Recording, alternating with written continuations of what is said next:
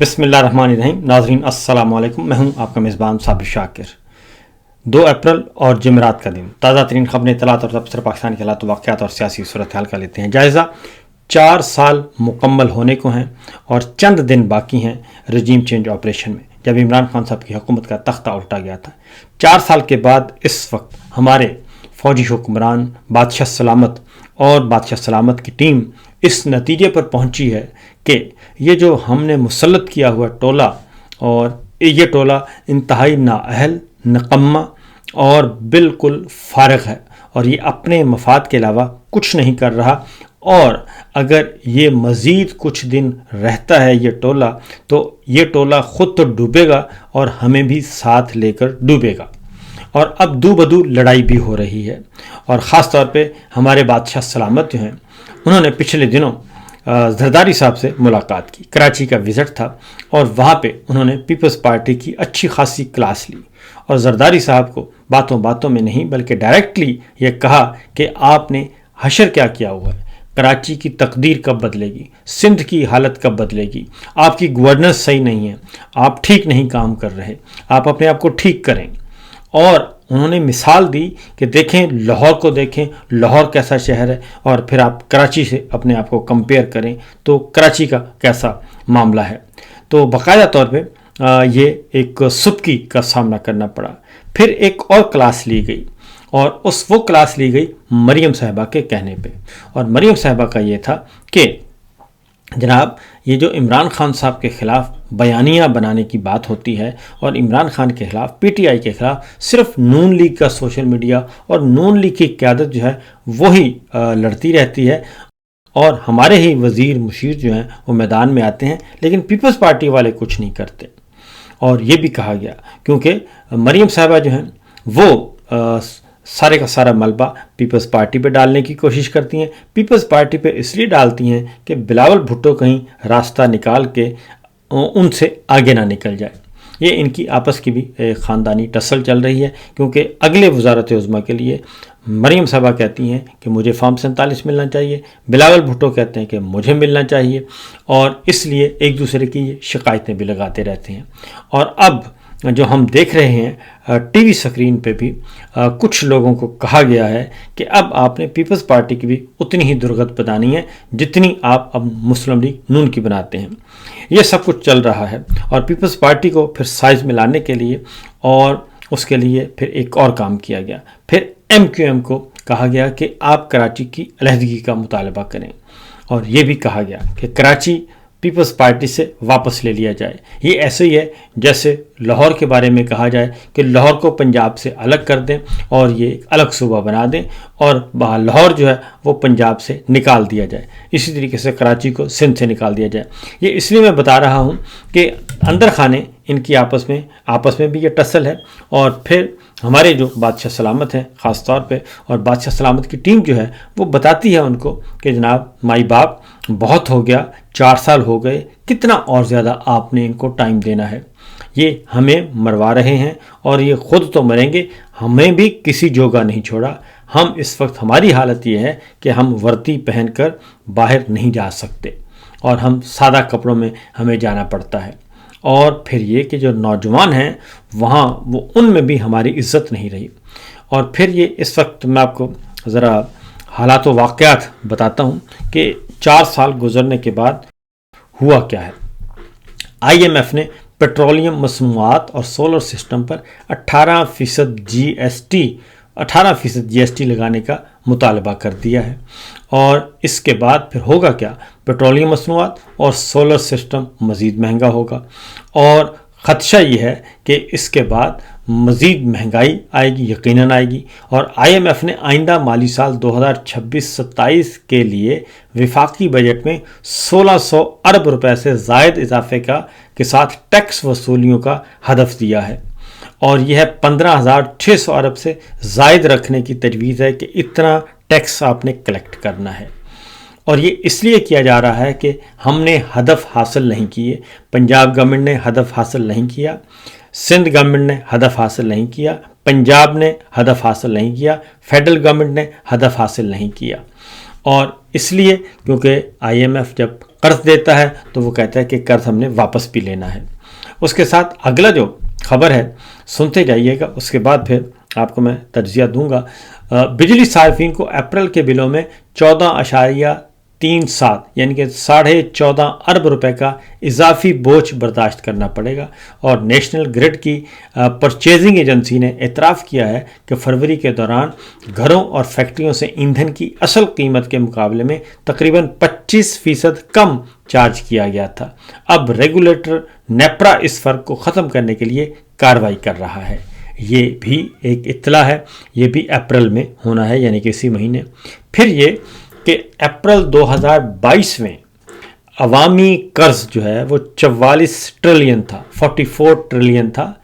اب یہ بڑھ کر 80.5 ٹریلین ہو چکا ہے، یعنی 44,000 ارب سے بڑھ کر یہ اب ہو چکا ہے 80,500 ارب جو ہے وہ ہو چکا ہے۔ صرف 4 سالوں میں تقریباً 36,500 ارب روپیہ، تقریباً ڈبل جو ہے وہ ہو گیا ہے، یعنی 44,000 تھا، اب 80,000 سے زیادہ ہو گیا ہے، اور 36,500 ارب روپے کا اضافہ ہوا ہے صرف 4 سالوں میں، یہ رجیم چینج آپریشن کے بعد۔ اس سے آپ اندازہ کر سکتے ہیں کہ پاکستان کا جو قرض تھا وہ 1947 سے لے کر 2022 تک 75 سالوں میں 80,000 ارب روپے 44,000 ارب روپے تھا، اور صرف 4 سالوں میں جتنا ہم نے قرض لیا تھا 75 سالوں میں اتنا ہم نے آخری 4 سالوں میں لیا ہے، اور ہر پاکستانی جو ہے وہ 3,33,000 کا مقروض ہو چکا ہے، اور یہ 4 سالوں میں جو نمایاں اضافہ ہوا ہے یہ ہمارے امپورٹڈ سرکار پہلے لے کے آئی، یعنی کہ عمران خان صاحب کا تختہ الٹا گیا، ایک سائفر کے نتیجے میں رجیم چینج آپریشن کیا گیا، اور اس میں پہلے امپورٹڈ سرکار شہباز شریف صاحب آئے، اس کے بعد درمیان میں کاکڑ سرکار آئے تھوڑے سے عرصے کے لیے، پھر آئے جناب دوبارہ شہباز سرکار فارم 47 دے کے۔ تو یہ ان کی معیشت کا حال ہے، اور یہ ابھی جو لڑائی کے اثرات ہیں، اسرائیل امریکہ ایران جنگ، اس کے منفی اثرات ابھی آنے والے دنوں میں آپ دیکھیں گے، کیونکہ ایک رپورٹ کے مطابق سعودی عرب کی 80% ایکسپورٹس جو ہیں وہ تیل کی بنیاد پہ ہیں، اور اب کیونکہ یہ جو حالیہ کرائسس لڑائی شروع ہوئی ہے اس سے سعودی عرب بھی متاثر ہوگا، یو اے بھی متاثر ہوگا، قطر بھی متاثر ہوگا، بحرین متاثر ہوگا، سب کے سب خلیجی ممالک جو ہیں وہ متاثر ہو رہے ہیں، اور ہماری جو مین پاور ہے وہ بھی اوورسیز پاکستانیوں کی بڑی تعداد یہاں پہ موجود ہے، یہاں سے زر مبادلہ کما کے پاکستان بھیجتے ہیں، جس سے ہم اپنی جو ہے ضروریات پوری کرتے ہیں زر مبادلہ کی صورت میں۔ یہ جو معاملہ ہے اب ان سارے ملکوں میں، خلیجی ملکوں میں جو ہے وہ بے روزگاری اور کاروبار کا جو ستیاناش ہو رہا ہے، اس کی ایک لہر آنے والی ہے، جس سے پاکستان مزید متاثر ہوگا، اور پاکستان کے جو ریمیٹنس ہیں اس میں کمی آئے گی، وہاں پہ بے روزگاری ہوگی، اس کا اثر پاکستان کے اندر بھی دیکھا جائے گا۔ پھر ایک اور خبر ہے، وفاقی ادارہ شماریات، یہ بھی اپنا ہی محکمہ ان کا، فیڈرل گورنمنٹ کا، اس نے ماہانہ رپورٹ جاری کی ہے کہ جو مہنگائی ہے وہ 19 ماہ کی بلند ترین سطح پر پہنچ گئی ہے، اور وزارت خزانہ نے مارچ کے لیے مہنگائی کا تخمینہ 7.5 سے 8.5% لگایا تھا، اور اس سے بھی کہیں زیادہ یہ مہنگائی جو ہے وہ ہو چکی ہے، اور مہنگائی ہونے کی وجہ سے ہمارا ہر شہری جو ہے وہ متاثر ہے، بے روزگاری بڑھ چکی ہے، غربت بڑھ چکی ہے، خط غربت سے نیچے آدھی آبادی جو ہے وہ جا چکی ہے، یعنی 25 کروڑ میں سے 12 کروڑ پاکستانی جو ہیں وہ خط غربت سے نیچے ہیں، ان کو ایک وقت کا کھانا میسر نہیں ہے۔ اس کے بعد اب یہ کر کیا رہے ہیں؟ اصل مسئلہ یہ نہیں ہے کہ ٹیکس ہونے چاہیے، لیکن یہ ٹیکس کہاں خرچ کر رہے ہیں؟ اپنے عللوں تللوں پہ، اور جو سب سے زیادہ اس وقت جس حکومت کو یہ کہتے ہیں بری ہے اور اس پہ فوکس کیا ہوا ہے وہ ہے خیبر پختونخوا۔ تو خیبر پختونخوا حکومت کی 4 صوبوں سے کارکردگی اچھی ہے، ٹیکس کلیکشن میں بھی، اور وہ صوبہ خسارے میں نہیں جا رہا، منافع میں جا رہا ہے۔ اس کے باوجود کہ اس کے پیسے روکے ہوئے ہیں جو NFC ایوارڈ کے اور ادروائز جو ترقیاتی فنڈز ہیں وہ بھی روکے ہوئے ہیں۔ تو اگلی خبر جو ہے مادام رانی صاحبہ جو ہیں وہ انہوں نے 11 ارب روپے کا جہاز خریدا ہے، آپ کو معلوم ہے، اور اس کے بعد 2 گورے پائلٹ رکھے ہیں، یہ بھی آپ کو معلوم ہے۔ ویانا بھی جہاز جاتا ہے، لاہور کے اوپر سیر بھی کرتا ہے، پنڈی بھی جاتا ہے، اکثر و بیشتر جاتا ہے، اسلام آباد جاتا ہے۔ تو اپنے ایک وہ جیسے رکشا چلاتے ہیں اسی طرح سے وہ جہاز ہے مہنگا ترین۔ تو پنجاب کی رانی صاحبہ کیا کر رہی ہیں، ٹریفک کے ای چلان کی مد میں پنجاب حکومت نے ٹارگٹ سیٹ کیا کہ جناب 16 ارب روپیہ جو ہے وہ 3 ماہ میں نکالے جائیں گے۔ انہوں نے پہلے سیٹ کیا کہ ہم نے پیسہ کیسے نکالنا ہے، تو سیٹ کر کے جی ای چلان کیا جائے گا، ای چلان کے ذریعے ہم نے 16 ارب 3 ماہ میں ہم نے نکالنے ہیں، لہٰذا 6 ماہ میں 30 ارب روپے کے ای چلان کرنے کا ٹارگٹ سیٹ کیا گیا، اور اس کے بعد 2500 لوگ جو ہیں وہ سی سی ڈی سے قتل کروائے گئے مبینہ طور پر، جو کہ جعلی پولیس مقابلے ہیں۔ یہ ہدف رکھا گیا، یہ شہباز گل صاحب کہہ رہے ہیں، اور انہوں نے کہا کہ یہ ہدف رکھا گیا، یہ شہباز گل صاحب کی رپورٹ ہے، اور انہوں نے کہا کہ مریم نواز نے 2500 لوگ جو ہیں وہ CCD سے قتل کرنے کا تخمینہ لگایا تھا، اور جرم ثابت ہو یا نہ ہو ماورائے عدالت قتل ہو رہے ہیں، اس میں تو کوئی شک نہیں ہے، کیونکہ انسانی حقوق کی تنظیمیں بھی اس پہ خبردار کر رہی ہیں کہ ماورائے عدالت قتل نہیں ہونے چاہیے۔ تو ای چلان کے ذریعے اب اس طریقے سے لوگوں سے پیسہ بٹورا جا رہا ہے، اور اس طریقے سے لوگوں سے پیسہ نکالا جا رہا ہے۔ یہ ہے معاملہ پاکستان کی جو اس وقت کی صورتحال ہے۔ نہ کسان خوش، نہ تاجر خوش، نہ کاروباری لوگ خوش، نہ تنخواہ دار طبقہ خوش، لیکن ہمارے حکمران بہت زیادہ خوش ہیں۔ ان حالات میں جو معاملات ہیں، کیونکہ پھر خبریں بھی چلوائی جاتی ہیں اور کہا جاتا ہے کہ ذرا بیانیہ بناؤ، بڑا زبردست کام ہے۔ اب آتے ہیں ہو کیا رہا ہے۔ انسانی حقوق پچھلے دنوں قاسم خان اور سلیمان خان گئے اقوام متحدہ کی انسانی حقوق کونسل میں، اور انہوں نے بتایا کہ عمران خان صاحب اور جیلوں میں قید سیاسی رہنما و کارکنان کے خلاف کیسے غیر انسانی سلوک کیا جا رہا ہے، اس میں بڑا شور و غوغا ہوا۔ اب ماہرنگ بلوچ ہیں، انہوں نے ایک ان کا آرٹیکل ہے وہ شائع ہوا ہے، اور وہ گارڈین اخبار میں شائع ہوا ہے، برطانوی اخبار میں، اور انہوں نے کہا کہ میری تقریباً 20 مربع میٹر کی کوٹھڑی ہے، کال کوٹھڑی، اور صرف ایک چارپائی اور ایک کونے میں بیت الخلاء ہے، جو قید کو مزید سخت بنانے کے لیے بنایا گیا ہے۔ کتابوں نے گزشتہ اکتوبر تک ورزش نے مجھے سنبھالے رکھا، مگر اب شدید کمر اور جوڑوں کے درد نے ورزش بھی چھین لی ہے، اور میں نے بطور ڈاکٹر خود اپنے علاج کرنے کی کوشش کی، لیکن فروری میں حالات بگڑنے پر اسپتال لے جایا گیا، جہاں پہ سلپ ڈسک اور اعصابی دباؤ کی تشخیص ہوئی۔ اور یہ ماہرنگ بلوچ کا ہے آرٹیکل، انہوں نے اپنی حالت زار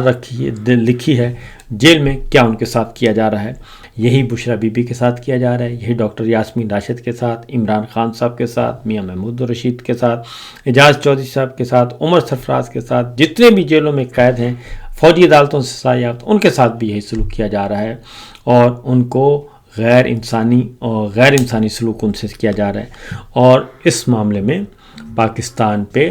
مشکل وقت آنے والا ہے، اور اس بات کا خطرہ موجود ہے کہ پابندیاں لگ سکتی ہیں، اور اگر پابندیاں لگ گئیں اور GSP پلس اور دیگر معاملات ہوئے تو انہوں نے کہنا ہے کہ یہ PTI نے کروایا ہے، جبکہ PTI نے نہیں بلکہ حالات ہی ایسے ہیں۔ تو اس ساری صورتحال میں جی ہماری جو ہماری فوجی قیادت ہے، فوج جو ہے، ملٹری اسٹیبلشمنٹ کہنا چاہیے، وہ ان سے جان چھڑوانا چاہتی ہے، لیکن ابھی جو ہے بادشاہ سلامت جو ہیں وہ ابھی بھی جڑے ہوئے ہیں ان کے ساتھ۔ اس کی وجہ کہ بادشاہ سلامت کی اپنی پالیسیاں ناکام ہو چکی ہیں۔ بادشاہ سلامت کی بورڈ آف پیس کی جو پالیسی جوائن کرنے کا تھا وہ فلاپ ہو چکا ہے، آپ نے دیکھ لیا۔ ایران جنگ کے دوران انہوں نے غزہ فوج بھیجنی تھی، نہیں بھیج سکتے، مشکل میں ہے، اور امریکہ کے ساتھ صدر ٹرمپ کے ساتھ سب کچھ صدر ٹرمپ کی ٹوکری میں انڈے ڈال دیے، اس کا نقصان ہو گیا۔ محمد بن سلمان سے وعدہ کیا کہ دفاعی معاہدہ کر کے کہ ہم جناب یکجان دو قالب ہیں، وہ پورا نہیں کیا جا سکا۔ یو اے ای جس نے پاکستان کو سپورٹ کیا، سعودی عرب نے سپورٹ کیا، چائنا نے سپورٹ کیا۔ اس وقت صورتحال یہ ہے کہ نہ ہم یو اے ای ہمارے ساتھ خوش ہے، نہ سعودی عرب خوش ہے، اور نہ ہی ایران جو ہے وہ چائنا خوش ہے، اور یہ تینوں نہ خوش ہیں، اور یہ سارا کچھ 4 سالوں میں ہم نے سب کچھ گنوا دیا۔ اب ایک اطلاع ہے کہ آنے والے اگلے ہفتے میں عمران خان صاحب کے مقدمات، بشرا بی بی کے مقدمات جو ہے اس کی ہیئرنگ چل رہی ہے، اور ہماری اطلاع کے مطابق بنی گالہ میں جو ہے وہ اس کا ایک جائزہ لیا گیا کل بنی گالہ میں، اور سیکورٹی فورسز گئی ہیں، سیکورٹی کا جائزہ لیا گیا ہے، اور حالات و واقعات دیکھے گئے ہیں۔ بے پناہ کل موومنٹ تھی اس سائٹ پہ، اور اس بات کی بھی اطلاع ملی ہے کہ اگر عمران خان صاحب کو رہا کرنا پڑتا ہے اور ان کو رکھنا پڑتا ہے تو ایسی صورت میں انہیں کہاں منتقل کیا جائے۔ اس کی ریزن ہے کہ ایک وزٹ ہوا ہے، اور یہ وزٹ ہے برطانوی ڈائریکٹر جنرل سیاسی امور ایڈ لیون کا یہ وزٹ ہوا ہے جی، اور ترجمان برطانوی ہائی کمیشن نے اس کو جاری کیا ہے، اور ایڈ لیون نے جی ایڈ لیولن جو ہیں انہوں نے علاقائی صورتحال پہ بات کی ہے، اور ان کی ملاقاتیں ہوئی ہیں انتہائی اعلیٰ سطح کی،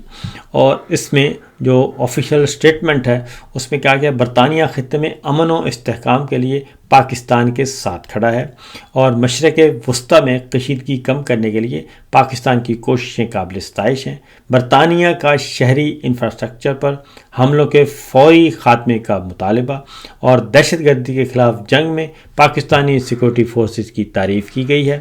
دہشت گردی کے خلاف جنگ میں برطانیہ پاکستان کے شانہ بشانہ ہے، اور پاکستان کی معاشی ترقی اور موسمیاتی تبدیلیوں سے نمٹنے کے لیے مکمل تعاون کیا جائے گا، اور برطانیہ اور پاک برطانیہ شراکت داری مشترکہ مفادات اور گہرے تعلقات پر مبنی ہیں، اور عالمی عدم استحکام کے دور میں پاکستان برطانیہ مسلسل جو ہے وہ مکالمہ ناگزیر ہے۔ اب یہ وزٹ ہوا ہے،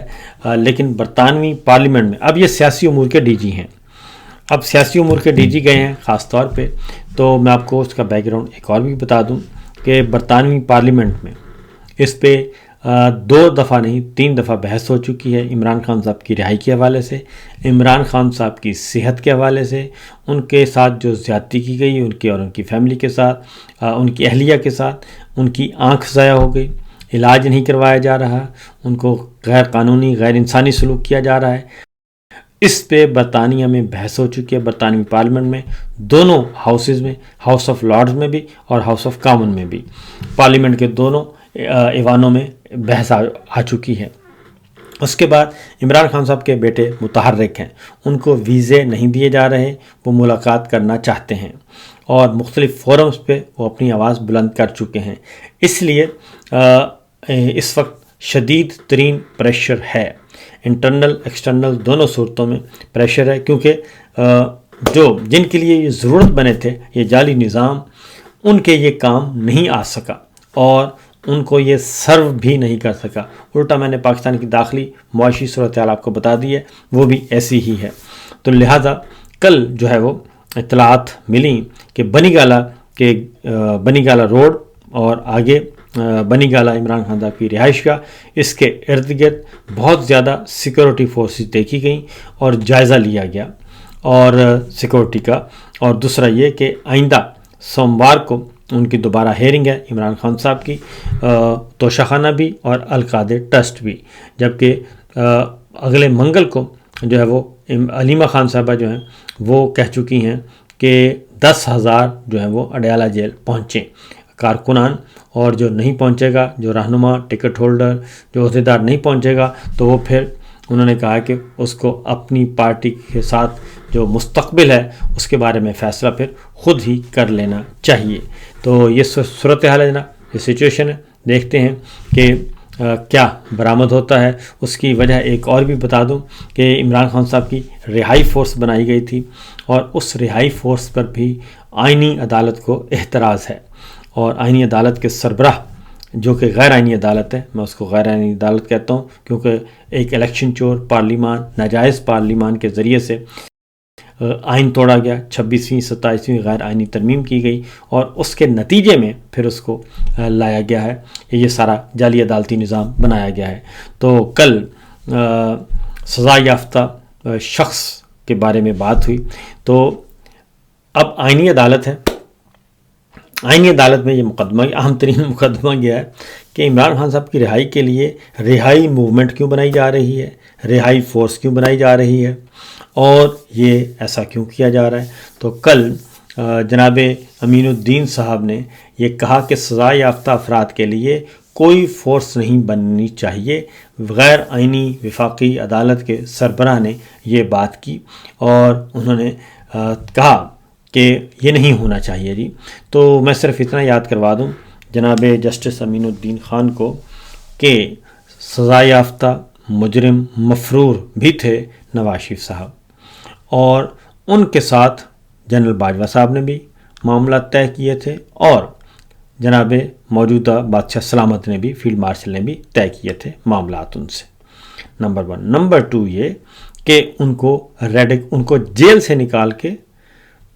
قطری شاہی طیارے پہ دوحہ اور پھر لندن بھیجا گیا تھا 50 روپے کے اسٹامپ پیپر پہ۔ پھر ان کا استقبال کیا گیا تھا اسلام آباد ایئرپورٹ جب وہ سزا یافتہ تھے، مجرم تھے، مفرور تھے، عدالت کو مطلوب تھے۔ تو یہ وہی ہیں۔ تو میرا خیال ہے کہ جناب غیر آئینی عدالت کے سربراہ کو اپنے گریبان میں جھانکنا چاہیے کہ جناب یہ آپ نے کیا کچھ نہیں کیا، اور اس وقت بھی جو الیکشن چوری ہے، جعلی نظام ہے، اس میں بھی جناب کا بہت زیادہ کردار ہے، اور جناب کے گرو قاضی صاحب تھے، ان کا بھی بہت زیادہ کردار ہے۔ تو یہ سب نے مل کر یہ جعلی نظام بنایا، اور اب یہ کہتے ہیں کہ سزا یافتہ شخص کے لیے، جو کہ پاکستان کا موسٹ پاپولر لیڈر ہے اور سب سے زیادہ ووٹ لیے پی ٹی آئی نے، اور وہ جیتی ہوئی جماعت ہے جو اقتدار میں ہونی چاہیے تھی، اس کو جیلوں میں بند کیا ہوا ان کے رہنماؤں کو، اور ان کے بارے میں کہتے ہیں کہ ان کی رہائی کے لیے بات نہیں کرنی چاہیے، اور حیرت ہے۔ ویسے فی الوقت اتنا ہی، اجازت دیجیے، اللہ حافظ۔